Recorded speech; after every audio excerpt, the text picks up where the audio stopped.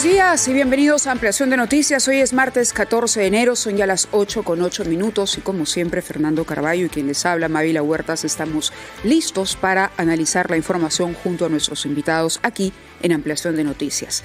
La noticia sin duda más importante, acaso más importante por la envergadura que tiene y por el tiempo que venimos hablando de este caso, tiene que ver con la decisión adoptada por el Poder Judicial de anular el juicio oral que ya se había iniciado en contra de Keiko Fujimori, líder de Fuerza Popular, y más de 30 procesados. Estamos hablando del caso conocido como Cócteles.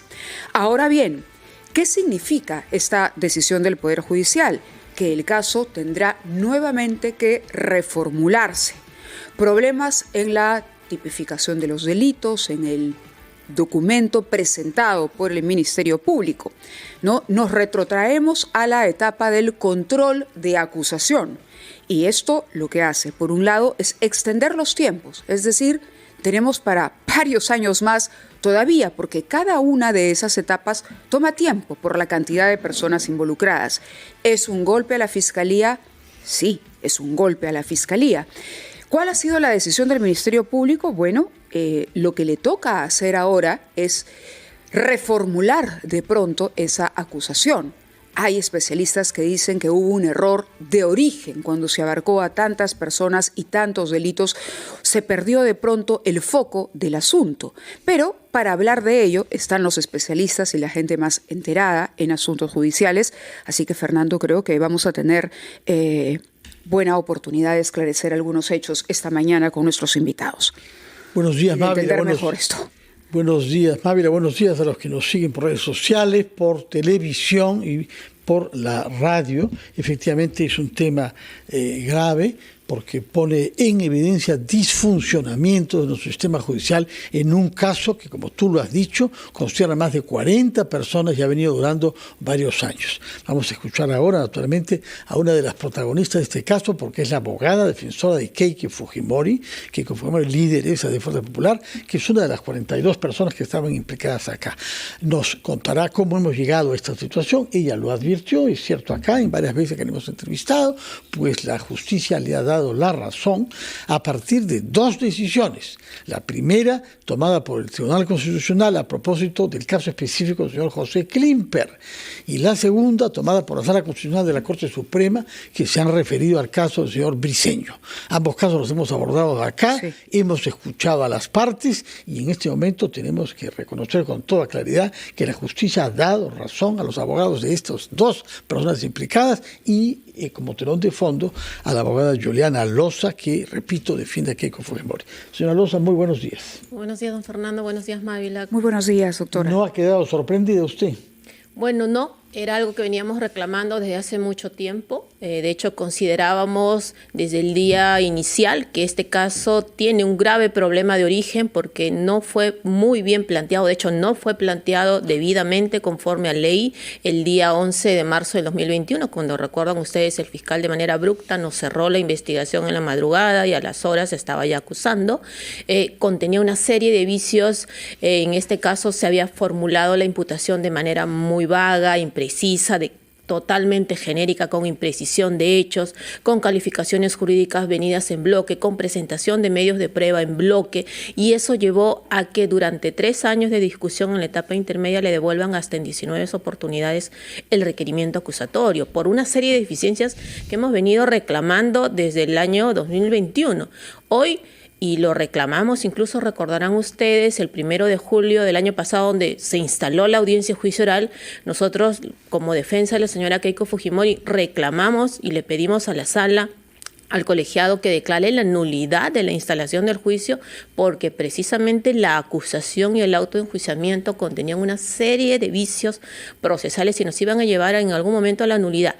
Eso ayer lo mencionó la sala, si bien en ese momento nos declararon improcedente nuestro pedido, lo rechazaron, sí estableció que se iban a mantener muy atentos y vigilantes a lo que pudiera pasar.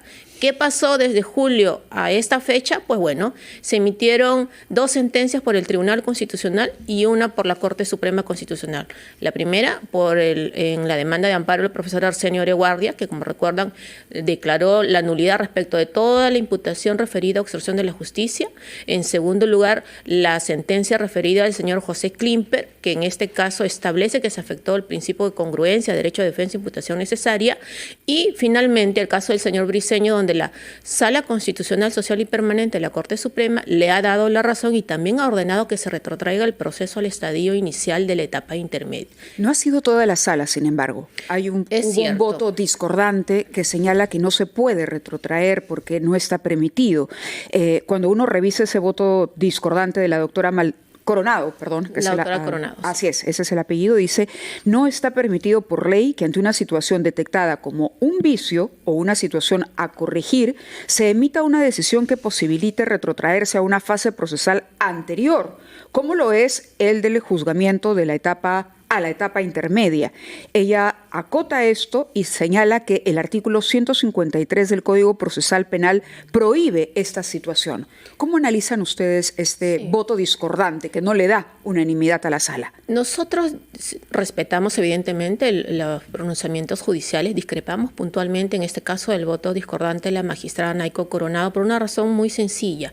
Aquí, en el fondo, de hecho, la magistrada no llega a establecer que no es que se haya afectado un derecho fundamental como la congruencia, de hecho no llega a establecer, es cierto, no se han agregado hechos sorpresivos, no, ella lo único que dice es, este mecanismo no tiene, por decir, un amparo legal.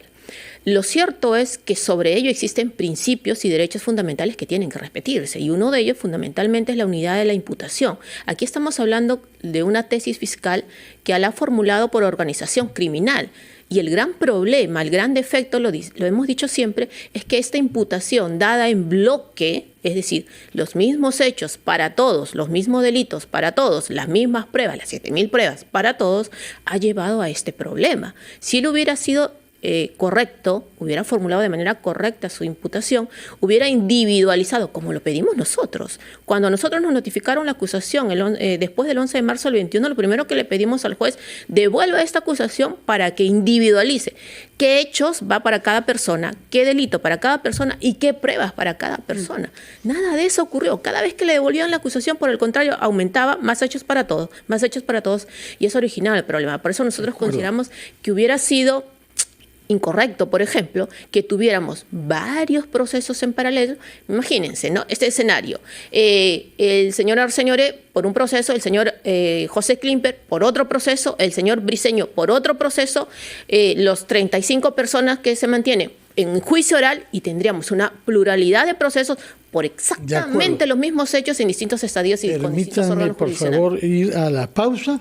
Es la hora de los anunciantes RPP, después de la cual quisiéramos saber qué es lo que viene ahora, porque el fiscal José Domingo Pérez ya ha anunciado que va a apelar esta decisión, basándose, entre otros, en los argumentos aportados, como lo ha hecho notar Mávila Huertas, por la doctora Coronado. Pero queremos saber qué margen de acción tiene el fiscal, puesto acá la justicia no se ha pronunciado sobre el fondo de algunos hechos, sino sobre la manera como el fiscal ha formulado la acusación respecto de esos hechos.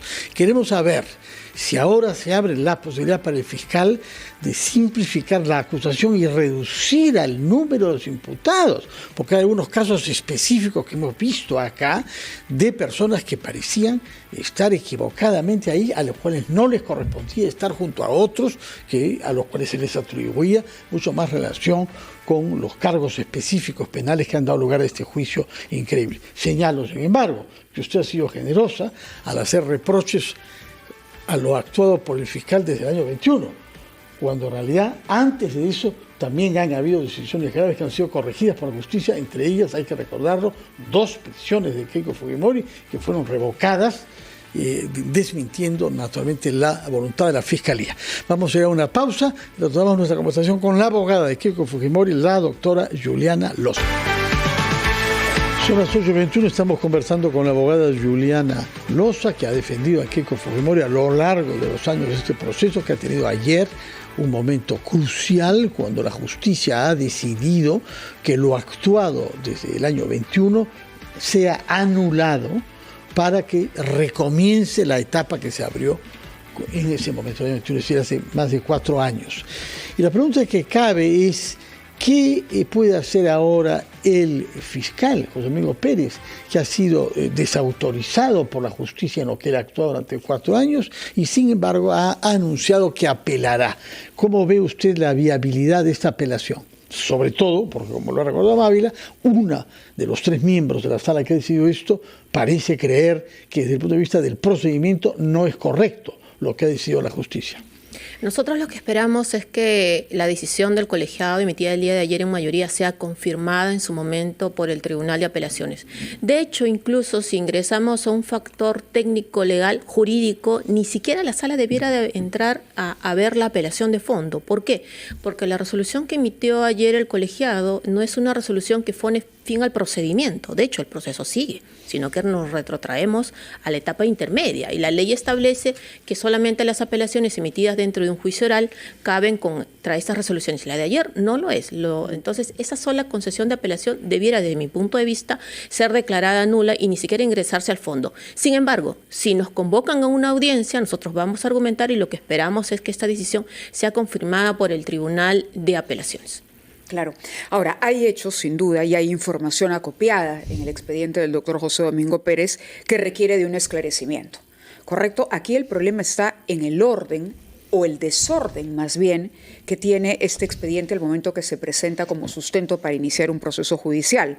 La mayoría de los especialistas que opinan hoy dicen que se trata de la crónica de una muerte anunciada, que ya se había advertido a José Domingo Pérez sobre esta situación, que era un caso gigantesco innecesariamente, muy enredado, muy complejo, poco claro, poco directo en sus precisiones y en lo que realmente tipificaba como delitos imputados a la larga lista de acusados. El Ministerio Público tiene ahora una decisión en las manos, es decir, podría decidir, por ejemplo, el cambio del fiscal José Domingo Pérez, es decir, señor, usted de pronto se ha visto envuelto, ¿no?, en una avalancha de información que no ha podido sistematizar. ¿Corresponde el cambio del fiscal José Domingo Pérez? ¿Está en la facultad del Ministerio Público de decidir eso? Sí, claro. Yo creo que el gran responsable de lo que hoy en día está pasando, y lo dice el Tribunal Constitucional, es el fiscal, porque ha sido el fiscal quien planteó mal la acusación, fue al fiscal a quien le devolvieron 19 veces la acusación y pese a ello no cumplió debidamente. Yo creería que por decoro el fiscal debiera de apartarse del caso y mirándose al espejo reconocer que cometió graves errores, cuando no, desde mi punto de vista, abusos y arbitrariedades. En este caso, un fiscal diligente, Mávila, no hubiera permitido que un requerimiento acusatorio de un caso tan importante, tan mediático, obviamente estuviera plagado de una serie de errores, abusos y arbitrariedades. Yo creo que ahí debiera de hacer un mea culpa y asumir la responsabilidad por no haber hecho un trabajo correcto, decente y diligente como le ordena la Constitución. Estamos hablando de un problema de forma, pero hay en el fondo todavía casos que merecen una respuesta. Sin duda alguna. Sin duda. ¿No? Ahora, por ejemplo, estaba revisando el día de ayer, anoche, entendiendo que la íbamos a entrevistar hoy, información que fue publicada en el año 2018, poco después de que se revelara en Estados Unidos las confesiones de Odebrecht. Ellos hablan, en efecto, de un aporte de dinero. El señor Barata confirma una entrega de 1,2 millones a la campaña de Keiko Fujimori. Hay también un tema sobre las actividades, no esclarecido sobre las actividades inmobiliarias del señor Mark Vito, se habla de un desbalance patrimonial, en fin, hay algunos temas que merecen ser aclarados.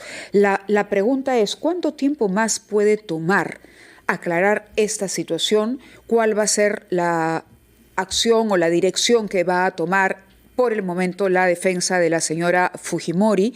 Y usted ha dicho que por decoro el fiscal debería apartarse, pero habría que ser claros en decir que hay un tema de fondo todavía por esclarecer. Sí. ¿Usted reconoce eso? Hay temas de fondo y voy a tocar los 3 ejemplos que tú has mencionado.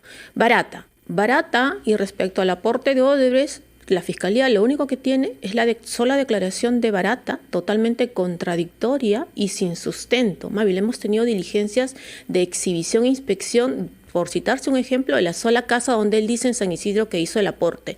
Nosotros fuimos con la fiscalía, con ingenieros, con policías a hacer la exhibición y el detalle de la casa no correspondía en absoluto a lo que había mencionado Barata. De hecho, Barata termina reconociéndonos en la primera declaración que le hicimos en Brasil, cuando le interrogamos, que a él no le consta que de este supuesto aporte hubiera ingresado al partido. Y cuando le preguntan a quién le dio el supuesto aporte, primero menciona al señor Yoshiyama, luego menciona al señor Bedoya, luego menciona un hombre de 50 años, luego dice, no, lo dejé en una mesa. El señor Yoshiyama en algún momento sí reconoció, se acogió a la colaboración, me parece incluso. Jorge Yoshiyama, sí, en este caso, que es el sobrino de la fiscalía al cual estás haciendo mención, a él no establece que él hubiera estado presente en ningún momento esta supuesta entrega. Él dice, pero habla de una entrega de dinero. Él dice, yo recuerdo que mi tío me dijo que supuestamente Keiko le dijo que supuestamente fulano le dijo. Correcto, es decir, pero ni siquiera testigo de oídas. ¿Qué pasó? Exacto. Segundo tema, en el tema de Marvito y MBB Bienes Raíces SAC,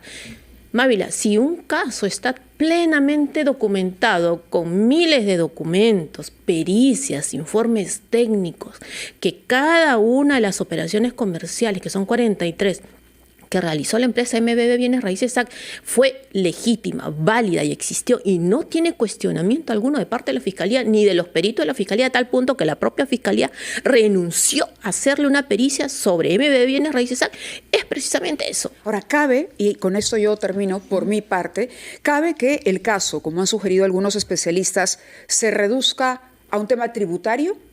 No, no cabe. Yo creo que esa tesis es absolutamente fuera de foco dentro del marco. Parece que lo que sería, o lo que se ha sugerido es que sea una figura tipo de defraudación. Sí, lo he escuchado por algunos y no cabe. Lo que yo sí creo que cabe, y ahí sí yo quiero hacer hincapié en este comentario, es que si existiera un fiscal correcto y objetivo, debiera sincerarse y al momento de emitir su nuevo requerimiento, porque va a tener que emitir un nuevo requerimiento que puede tener tres alternativas. Puede ser netamente acusatorio, puede ser un requerimiento de sobreseimiento, es decir, de archivo, o me doy cuenta, yo fiscal correcto, que este caso no tiene viabilidad y por el contrario pido el archivo, o hago un requerimiento mixto, acuso a algunos y archivo para otros. ¿Tiene posibilidad legal de hacer eso? Algunos de los 42 salen de la acusación. Es que la acusación hoy en día no existe. Le pongo un ejemplo, don Fernando, en el caso Confiep. Sí, hay sí. En el caso Confiep, supuestamente el señor Briceño, supuestamente la imputación es porque existiría un lavado de activos por supuestos aportes, teniendo como delito fuente el fraude en la administración de personas jurídicas. Hay un pronunciamiento del Ministerio Público en condición de cosa decidida, archivado definitivamente, donde dice no hay fraude en la administración de personas jurídicas en agravio de Confiep. Si no hay fraude en la administración de personas jurídicas, que es el delito previo, no puede haber lavado de activos. ¿Usted cree que el fiscal podría reformular su acusación y retirar de ella a algunas de los imputados, entre ellos al señor Briceño? Y todo el marco de imputación referido a Confiep. Muy bien, señora Alonso, queremos aprovechar en unos segundos que nos quedan sobre un tema que es de su especialidad, aunque no ha batallado usted en él, que es el tema de la detención preliminar. Usted ha vivido varias de ellas y sin duda, pese a que está ocupada de otros temas como los que hemos hablado, se ha enterado de que el gobierno ha decidido presentar observaciones a la ley que había sido aprobada, corregida por el Congreso, que en buena cuenta anulaba inicialmente y se restableció después la detención preliminar. Su opinión sobre la voluntad de este gobierno de presentar observaciones para que esta ley no se promulgue. Yo creo que en este caso el gran problema ha sido el uso, la aplicación de los jueces en el caso de las detenciones preliminares. Son dos los cambios que propone o que observa en este caso el Ejecutivo, de lo que he leído, y es que está considerando una cuestión terminológica. Cambia elementos plausibles por elementos razonables, vale decir, pruebas razonables. Y en segundo lugar, sí creo que ahí le atina mucho a decir que antes se consideraba cierta posibilidad de fuga. Hoy en día el Ejecutivo está proponiendo que la redacción de la detención preliminar sea, en vez de cierta posibilidad de fuga, razones concreta o indicios razonables del peligro de fuga. Creo que sí se ha olvidado un factor no menor y desde mi punto de vista necesario, y era de que la pena probable no debiera de ceñirse a los 4 años, sino debiera, en concordancia con lo que establece para la prisión preventiva, ser de 5 años. Creería que este último factor debiera de añadirse al debate que definitivamente va a haber en el Congreso sobre este punto. Muy bien, muchísimas gracias por su presencia acá para explicarnos los alcances de la decisión del de la Justicia ayer, que ha anulado lo actuado por un voto que será objeto de una apelación anunciada desde ya por el fiscal, de manera que otra sala tendrá que pronunciarse si ratifica o no lo que dos de los miembros de esa sala constitucional ha decidido. Gracias también por sus aportes respecto del debate de la detención preliminar. Usted considera que tiene razón el gobierno de objetar algunas de las formulaciones, razonable y no plausible, y las razones para que se tema un peligro de fuga junto con un tercer elemento que no ha sido formulado por el gobierno, que es su contribución propia. Muchas gracias y muy buenos días, señora Loza, abogada de Keiko.